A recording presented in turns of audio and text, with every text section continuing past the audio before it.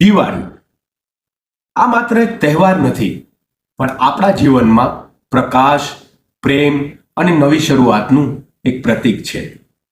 આ તહેવાર આપણને શીખવે છે કે અંધકાર કેટલો પણ ઘેરો હોય, એક દીવો પણ પ્રકાશ ફેલાવી શકે છે.